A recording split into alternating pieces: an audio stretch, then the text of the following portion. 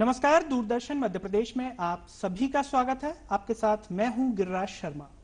जीवन में जब हम किसी भी कार्य में सफल होना चाहते हैं तो उसकी योजना बनाते हैं कि जब ऐसा होगा तब वैसा होगा। लेकिन आमतौर पर यह देखा जाता है कि जब जीवन में हम सफल हो जाते हैं, हमारे पास पैसा आ जाता है, हम सोचते हैं कि हम ये खाएंगे वो खाएंगे, लेकिन खानी पड़ती हैं तो फिर डॉक्टर की गोलियां। कई बीमारियां हमें जकड़ लेती हैं और ऐसा इसलिए होता है क्योंकि हम अपनी जीवन शैली पर ध्यान नहीं दे पाते। कुछ प्रमुख बातें होती हैं जिनको हमें ध्यान देना पड़ता है, लेकिन जीवन की व्यस्तता इस तरीके से है कि हम उनका पालन नहीं कर पाते हैं। आज हम एक ऐसी ही बीमारी का जिक्र कर रहे हैं। शायद ऐसा ही कोई घर होगा जिसमें उसके मरीज ना हो। जी हां, मधुमेह यानी कि डायबिटीज। अमूमन आमतौर पर देखा जाता है कि भारत के अंदर हर घर में डायबिटीज का पेशेंट होता ही होता है। आज हम इस पर विस्तार से चर्चा करेंगे कि मधुमेह क्या है, क्या इसके लक्षण हैं, क्या कारण है, और अगर ये बीमारी एक बार हो जाए तो क्या असल में जीवन भर ये साथ में रहती है या फिर इससे आसानी से छुटकारा पाया जा सकता है। आज इस पर चर्चा करने के लिए हमारे स्टूडियो में मौजूद हैं doctor Harish Mangalani. MBBS MD medicine की इन्होंने डिग्री की है और आपको बता दें कि इंदौर में 30 साल से लगभग ये मधुमेह के जो मरीज हैं उनका इलाज कर रहे हैं और उनका साथ दे रहे हैं। समय समय पर उनका कॉन्फिडेंस बढ़ाते हैं कि इस बीमारी से आसानी से छुटकारा पाया जा सकता है। इसके साथ ही साथ कई कॉन्फ्रेंसेस में भी समय समय पर जाते हैं और डायबिटीज से संबंधित जो जानकारियां हैं उनको मुहैया करवाते हैं, लोगों तक पहुंचाते हैं। चर्चा की शुरुआत करते हैं डॉक्टर हरीश मंगलानी जी के साथ। डॉक्टर हरीश, आपका बहुत बहुत स्वागत है। Thank you Giriraj ji. आमतौर पर डॉक्टर हरीश, अगर हम बात करें, जो मधुमेह के मरीज होते हैं, जब उन्हें बीमारी होती है, पहली बार पता चलता है कि मुझे डायबिटीज हो गई है, तो वो तनाव की स्थिति में आ जाते हैं, डिप्रेशन में आ जाते हैं कि अब तो मुझे जो है डायबिटीज हो गई। आपके पास जो मरीज आते हैं, आपका अनुभव क्या कहता है? क्या उनमें इस तरीके का तनाव आपको देखने को मिलता है, और अगर होता है तो किस तरीके से आप उनको समझाते हैं? जी हाँ गिरिराज जी, आपने बिल्कुल सही कहा। जब भी किसी व्यक्ति को पहली बार पता चला कि उसे डायबिटीज हो गई है तो उसमें से कुछ मरीज जरूर तनाव में आ जाते हैं। उनके मन में तरह तरह के सवाल, शंकाएं और डर से पैदा हो जाते हैं। जैसे मैं आपको बताऊं, उनको ये एहसास होता है कि क्या हमें जीवन भर रिस्ट्रिक्टेड डाइट लेनी पड़ेगी, यानी हमें खाने पीने में बहुत परहेज करनी पड़ेगी। क्या हम डायबिटीज होने के बाद सामान्य जीवन जी पाएंगे?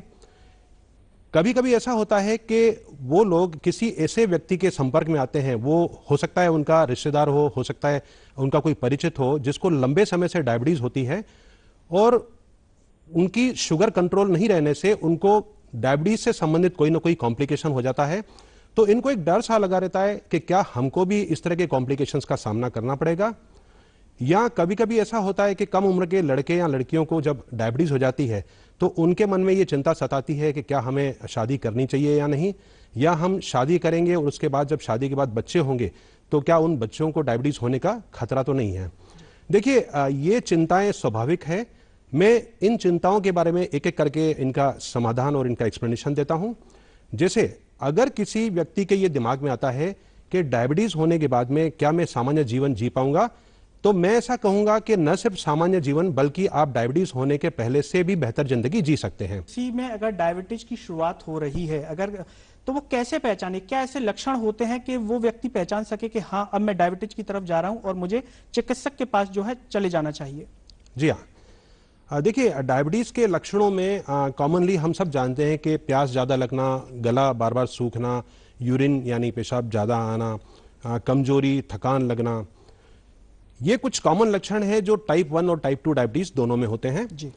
टाइप 1 डायबिटीज में ये लक्षण बहुत तेजी से आते हैं, थोड़े ही दिनों में बच्चे का स्वास्थ्य काफ़ी गिरने लगता है। टाइप 2 डायबिटीज में भी यही लक्षण होते हैं, लेकिन ये लक्षण धीरे धीरे आते हैं।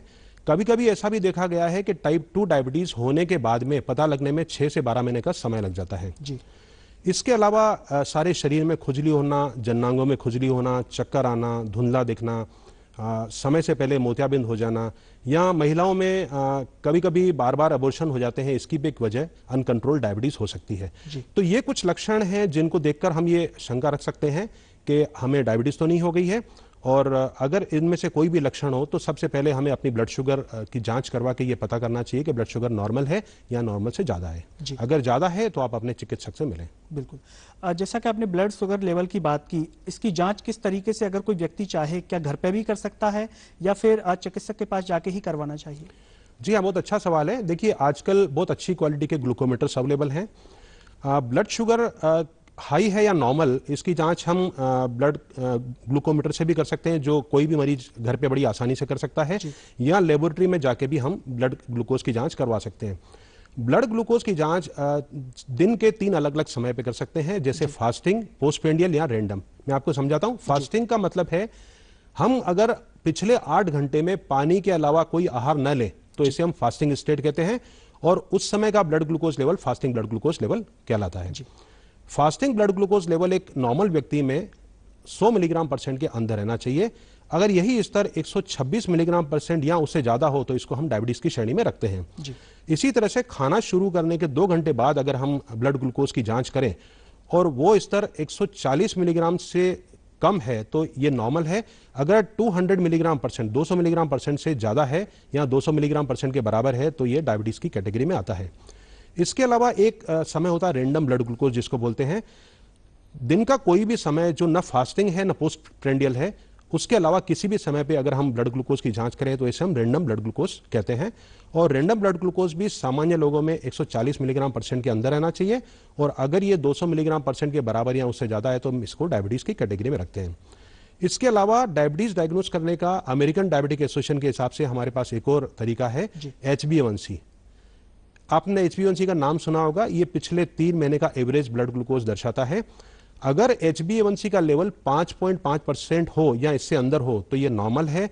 यही स्तर अगर 6.5% या इसके ज्यादा हो तो ये डायबिटीज के लिए, डायग्नोसिस के लिए पर्याप्त है। बिल्कुल।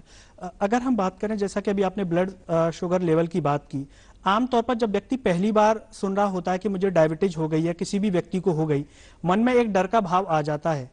इस डर को किस तरीके से दूर करते हैं? आपके पास हजारों पेशेंट आपने देखे हैं। क्या इससे घबरा जाना चाहिए या इससे आसानी से जो है छुटकारा पाया जा सकता है? देखिए, डायबिटीज का पता चलने पर आप घबराएं नहीं। जैसे कि मैंने बताया कि आपके मन में ये शंका आती है कि क्या हम डायबिटीज होने के बाद में नॉर्मल जीवन जी पाएंगे, तो मैं यहाँ आपको इन्फॉर्म करूंगा कि आप न सिर्फ नॉर्मल जीवन बल्कि उससे भी बेहतर जिंदगी जी सकते हैं। देखिए, सिंपल सी बात है। अब आज तक मुझे मान लो डायबिटीज नहीं हुई थी तो मैं खाने पीने में परहेज नहीं कर रहा था। मैं हो सकता है तली हुई चीजें भी ज्यादा खा रहा था, या मैं मीठे का शौकीन हूँ, मीठे का सेवन भी कर रहा था। मेरा वजन भी ज्यादा था और मैं रेगुलर एक्सरसाइज भी नहीं करता था।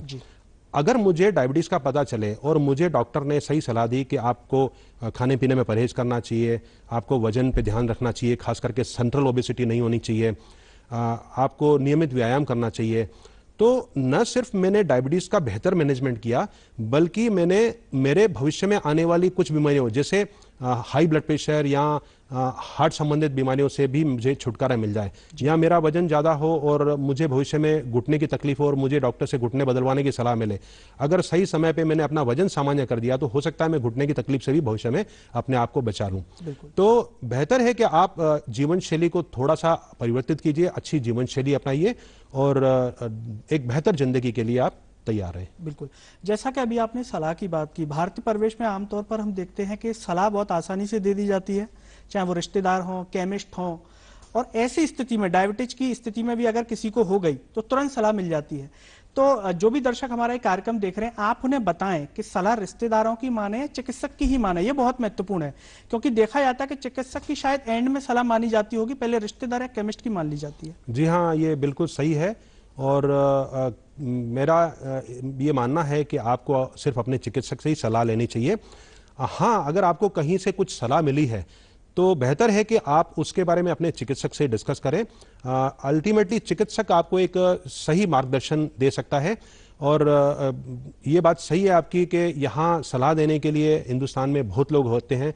इवन केमिस्ट जो एक डायबिटीज के बारे में कुछ भी जानकारी नहीं रखता है वो भी आपको सलाह दे सकता है। ये आपके ऊपर निर्भर करता है कि आप उसकी सलाह माने या न माने। बेहतर है कि आप अपने चिकित्सक से उसके बारे में डिस्कस करके अपनी शंकाएं दूर करें या उस चीज का कंफर्मेशन करें। बिल्कुल। अगर किसी व्यक्ति में पता चल गया कि इसको डायबिटीज डायग्नोज हो गई है, डायबिटीज है इसके अंदर, किस तरीके से आप उसे ट्रीट करते हैं? क्या एक प्रक्रिया होती है एक डायबिटीज के मरीज के साथ कि अब इस जो है उसकी दिशा में आगे बढ़े ट्रीटमेंट की? देखिए, बहुत अच्छा सवाल है कि डायबिटीज का इलाज अगर मैं किसी से भी पूछूं तो उसके दिमाग में आता है कि मुझे अब दवाइयां लेनी है। दवाइयां चौथे नंबर पे है। सबसे पहले नंबर पे है परहेज। जी, ये डायबिटीज के इलाज का फर्स्ट स्टेप है। परहेज में हमें कुछ सिंपल रूल्स फॉलो करने होते हैं। जैसे मुझे जितनी कैलोरीज की जरूरत हो मैं उतनी ही कैलोरीज लूं। जरूरत से ज्यादा कैलोरीज लेने पे वो शरीर में चर्बी के रूप में जमा होती रहती हैं। जब चर्बी ज्यादा जमा होती है तो ये हमारी दवाइयों के इफेक्ट को भी कम करता है। हमें परहेज में ये ध्यान रखना है कि हाई कैलोरिक वैल्यू वाली चीजें नहीं लें। ऐसी चीजें नहीं लें जिनसे बहुत तेजी से ब्लड शुगर बढ़ता है, जैसे शक्कर, गुड़, शहद, मिठाई, आइसक्रीम, शरबत, कोल्ड ड्रिंक। अनाज में कार्बोहाइड्रेट होता है, हमको अनाज सीमित मात्रा में लेना चाहिए। सलाद में बहुत कम कैलोरीज होती हैं, सलाद हमें बहुतायत में खाना चाहिए। जी, फल, कुछ फलों को छोड़कर बाकी हम फल खा सकते हैं, जैसे चीकू, केला, अंगूर, आम और सीताफल। कोशिश करके इन 5 फलों को अवॉइड करें। बाकी दूसरे फल जैसे मौसमी, संतरा, तरबूज, खरबूज, पपीता, नारियल का पानी, जाम, इस तरह के सारे फल आप दिन में 2 बार ले सकते हैं। बिल्कुल। दही 1 कटोरी ले सकते हैं। आप दूध बिना शक्कर, बिना मलाई ले सकते हैं। सभी तरह की दालें ले सकते हैं। हरी सब्जियां कम तेल घी में हो तो ले सकते हैं। तो सबसे पहला स्टेप है परहेज, अपना वजन मेंटेन करते चलें। दूसरा स्टेप है एक्सरसाइज। जी, आप नियमित व्यायाम करें। व्यायाम में आपकी चॉइस कुछ भी हो सकती है। आप अपनी उम्र के हिसाब से पैदल घूमना, योगा करना, जॉगिंग करना, साइकिलिंग करना, स्विमिंग करना, कोई गेम्स खेलना। देखिए, अगर आप नियमित व्यायाम करते हैं तो मेरा ऐसा मानना है कि आपकी दवाइयों का डोज 30 से 40% कम हो जाता है। जी। और हर व्यक्ति चाहता है कि मुझे कम से कम दवाइयों से बेहतर इलाज मिले। तो अगर आप चाहते हैं कि आपकी दवाइयां कम हो, आपकी दवाइयों की संख्या बाद में बढ़ती नहीं जाए, तो बेहतर है कि आप अपना वजन सामान्य रखें, आप रेगुलर एक्सरसाइज करें। बिल्कुल।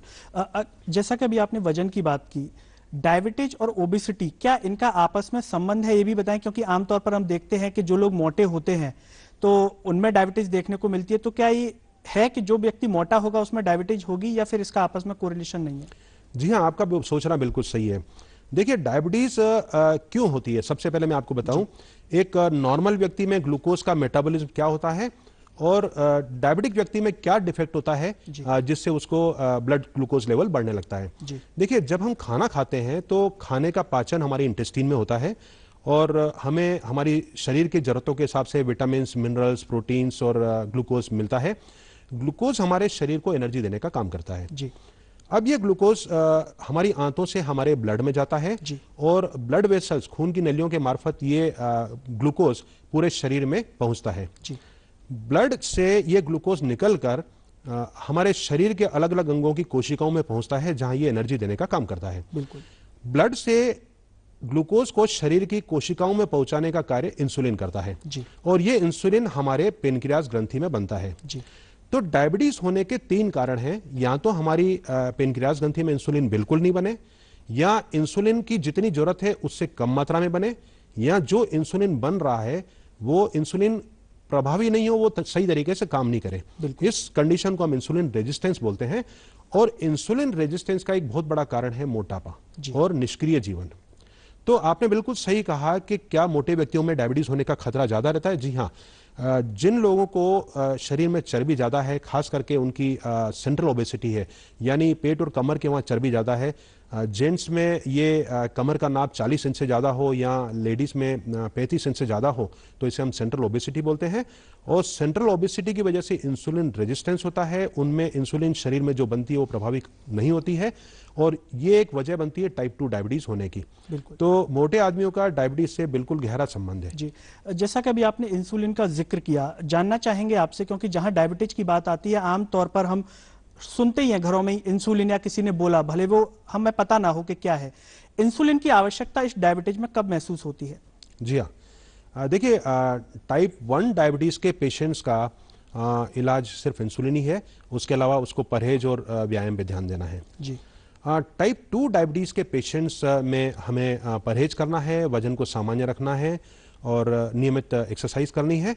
और टाइप 2 डायबिटीज़ के पेशेंट्स का इलाज गोलियों से भी संभव है। जी। लेकिन ऐसा देखा गया है कि जब डायबिटीज 8 से 10 वर्ष पुरानी हो जाती है तो ऐसे लोगों में गोलियां काम करना कम कर देती है और उनको ब्लड ग्लूकोज कंट्रोल करने के लिए इंसुलिन का सहारा लेना पड़ता है। देखिए, डायबिटीज एक प्रोग्रेसिव डिजीज है। डायबिटीज का कंट्रोल हमारे शरीर में इंसुलिन हार्मोन से होता है और इंसुलिन हार्मोन हमारे शरीर में पेट के ऊपर के हिस्से में पेनक्रियाज नाम की एक ग्रंथि होती है। इस ग्रंथि में बीटा सेल्स होती हैं, वो इंसुलिन बनाती है। जब भी टाइप 2 डायबिटीज होती है तो इसका मतलब हमारे बीटा सेल्स का फंक्शन 50% खत्म हो चुका है और बाकी 50% बचा हुआ है। आने वाले सालों में यह बीटा सेल का फंक्शन 4 से 7% या एवरेज 5% कम होता जाता है। जितना डायबिटीज पुरानी होती जाएगी हमारे बीटा सेल्स का फंक्शन कम होता जाएगा और जब बीटा सेल्स इंसुलिन बनाने की मात्रा धीरे धीरे कम करती जाती है तो ऐसी स्थिति में हमें गोलियां असर करना बंद कर देती है, क्योंकि गोलियों के लिए बीटा सेल्स का जिंदा रहना जरूरी है। बिल्कुल।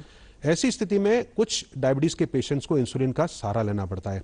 अब सबसे महत्वपूर्ण बात यह है कि अगर आप चाहते हैं कि आपकी बीटा सेल्स का फंक्शन फ्यूचर में कम नहीं हो तो आप अपना वजन सामान्य रखें, नियमित व्यायाम करें और नियमित व्यायाम और वजन से आपकी बीटा सेल्स का क्षय जो 5% पर वर्ष के हिसाब से होता है उसको आप कम करके 1-2% के आसपास ला सकते हैं। वो बीटा सेल्स लंबे समय तक आपका साथ देंगी और आप हो सकता है गोलियों पे अपना पूरा जीवन निकाल लें। बिल्कुल।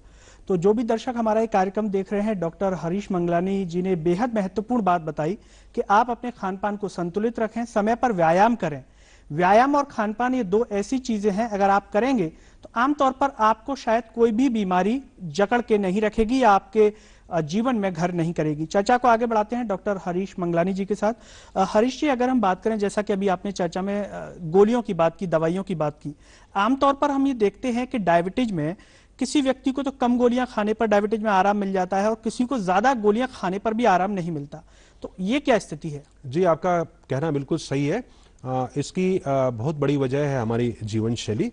जैसा कि मैंने बताया, डायबिटीज एक प्रोग्रेसिव डिजीज है और इसमें बीटा सेल्स का क्षय तो निश्चित है, पर अगर आप अच्छी जीवन शैली अपनाते हैं तो बीटा सेल्स के क्षय को काफी हद तक कम कर सकते हैं। और यही वजह है कि जो लोग जीवन शैली पे विशेष ध्यान देते हैं उनको कम गोलियों से बेहतर कंट्रोल हो जाता है और वो लोग जो जीवन शैली पे बिल्कुल ध्यान नहीं देते हैं, अपना वजन सामान्य नहीं करते हैं या निष्क्रिय जीवन जीते हैं, उनको धीरे धीरे गोलियों की मात्रा बढ़ती जाती है। बिल्कुल। अगर हम बात करें इस बीमारी की, क्या डायबिटीज के द्वारा शरीर के किसी और अंग पर भी खराब प्रभाव पड़ सकता है? जी हाँ, आपने बिल्कुल सही कहा। लेकिन यहाँ मैं एक बात दर्शकों को बताना चाहूंगा कि अगर आप अपना ब्लड ग्लूकोज सामान्य रखते हैं ज्यादातर टाइम तो आपके शरीर के महत्वपूर्ण अंगों को नुकसान होने का कोई खतरा नहीं के बराबर रहता है। लेकिन जो लोग लंबे समय तक ब्लड ग्लूकोज को कंट्रोल नहीं रखते हैं उनमें शरीर के महत्वपूर्ण अंगों पे नुकसान होने का चांस रहता है, जिसे हम टारगेट ऑर्गन डैमेज बोलते हैं। और ये महत्वपूर्ण अंग है ब्रेन, दिमाग, आंखें, दिल, गुर्दे यानी किडनीज, मांसपेशियां और नर्व्स, तंत्रिका सिस्टम। बिल्कुल। अगर इनमें से किसी भी शरीर के एक अंग पे भी कोई कॉम्प्लिकेशन हुआ, उस अंग का फंक्शन कम हुआ, तो ये हमें काफी परेशानी में डाल देता है। इसलिए मेरी सलाह है कि आप डायबिटीज को हल्के में ना लेके इसको बेहतर तरीके से कंट्रोल रखें, समय समय पर अपने डॉक्टर से परामर्श करते रहें, समय समय पर अपनी जांचें करवाते रहें और ये ध्यान रखें कि आपके शरीर के सभी महत्वपूर्ण अंग सुरक्षित हैं। बिल्कुल। जैसा कि चर्चा की शुरुआत में आपने कहा था कि बच्चों में भी ये बीमारियां जो है होती है, उदाहरण के माध्यम से भी आपने समझाया। अगर किसी बच्चे में ये बीमारी है, उसकी उम्र कम है, तो माता पिता उसका किस तरीके से ख्याल रखें, क्योंकि वो तो बच्चा है, उसे कुछ भी नहीं पता, तो जिम्मेदारी एक माता पिता की महत्वपूर्ण हो जाती है। तो किस तरीके से वो उसका ख्याल रखें डायबिटीज की बीमारी में? देखिए, ये जो बच्चों में डायबिटीज होती है सामान्यतः वो टाइप 1 डायबिटीज होती है और ये डायबिटीज के कुल मरीजों में से 5 से 10% लोग टाइप 1 डायबिटीज के पेशेंट्स होते हैं। इनमें लक्षण बहुत तेजी से आते हैं। कुछ ही दिनों में बच्चे का स्वास्थ्य गिरने लगता है, बच्चा एकदम कमजोर होता है, उसे बार बार यूरिनेशन होता है, उसका वजन गिरने लगता है। ऐसी स्थिति में सबसे पहले माता पिता का ये दायित्व है कि वो इन लक्षणों के बारे में जानकारी रखें और अगर किसी बच्चे को इस तरह के लक्षण हो तो तुरंत डॉक्टर के पास जाएं। डायबिटीज की बीमारी में तरह तरह के उपाय बताए जाते हैं, आप ये खा लीजिए, आप ये जड़ ले लीजिए, आप फलाना वो ले लीजिए, तरह तरह के उपाय होते हैं। क्या इन्हें लेना सही है या खतरनाक हो सकता है, और अगर ले रहे हैं तो आप किसी एक्सपर्ट की सलाह से ही उसको लें? देखिए, आपने कई बार देखा होगा कि अखबारों में विज्ञापन आते हैं, बिल्कुल। ये पाउडर आपकी डायबिटीज को बिल्कुल खत्म कर देगा, या होम्योपैथिक दवा या आयुर्वेदिक दवा आपकी बीमारी को जड़ से मिटा देगी। मेरी इसी सलाह है कि आप इस तरह के किसी भी प्रलोभन में नहीं आएं और डायबिटीज का इलाज साइंटिफिक वे में करें, वो ज़्यादा अच्छा है। इस तरह के विज्ञापन से आप भ्रमित नहीं हो, बल्कि आप कोई और भी व्यक्ति अगर इन विज्ञापनों से भ्रमित होता है तो आप उसको भी कोशिश करके अच्छी सलाह दें कि ऐसा करना ठीक नहीं है। बिल्कुल। अगर हम माता बहनों की बात करें ड्यूरिंग प्रेगनेंसी, अगर किसी को डायबिटीज है तो किस तरीके से वो अपना ख्याल रखें, या फिर दवाइयों में उन्हें एहतियात वहां पर उस समय प्रेगनेंसी के दौरान बरतनी है? देखिए, शायद आप गेस्टेशनल डायबिटीज के बारे में बात कर रहे हैं। देखिए, प्रसव के दौरान होने वाली डायबिटीज को गेस्टेशनल डायबिटीज बोलते हैं। महिला को प्रेगनेंसी के पहले डायबिटीज नहीं थी जी। और गर्भधारण के 24 से 28 हफ्ते के पश्चात पहली बार अगर उसको डायबिटीज का पता चलता है तो इसे हम गेस्टेशनल डायबिटीज बोलते हैं जी। इसमें वही ध्यान रखना है जो टाइप 2 डायबिटीज में हम ध्यान रखते हैं। परहेज करें, डॉक्टर की सलाह से पैदल चलना या हल्का फुल्का व्यायाम करें। ऐसी महिलाओं में देखा गया है कि डिलीवरी होने के बाद में इनका ब्लड ग्लूकोज लेवल बिना दवाइयों के भी सामान्य हो जाता है, लेकिन इन पेशेंट्स को फ्यूचर में टाइप 2 डायबिटीज होने का खतरा ज्यादा रहता है।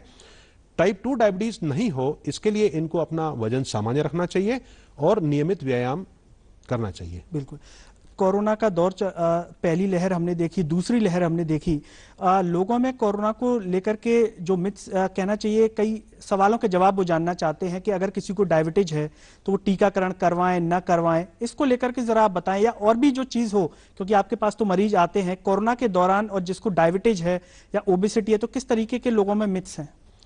देखिए, ये बात आपकी सही है कि हमें भी हमारी क्लिनिकल प्रैक्टिस के दौरान कई बार ये सवाल उठते हैं कि मुझे डायबिटीज़ है, मैं क्या टीका लगवा सकता हूँ या मैं लगवा सकती हूँ। जी हाँ, इन लोगों को टीका बिल्कुल लगवाना चाहिए। इससे पहले मैं इनको ये सलाह दूंगा कि आप अपनी ब्लड ग्लूकोज कंट्रोल रखें। देखिए, अभी आशंका है कि तीसरी लहर भी आ सकती है कोरोना की। डायबिटीज़ के लोगों को विशेष ध्यान रखना चाहिए, उनको नियमित व्यायाम करना चाहिए। अगर वो घर के बाहर नहीं जा सकते तो घर पर ही नियमित व्यायाम करें।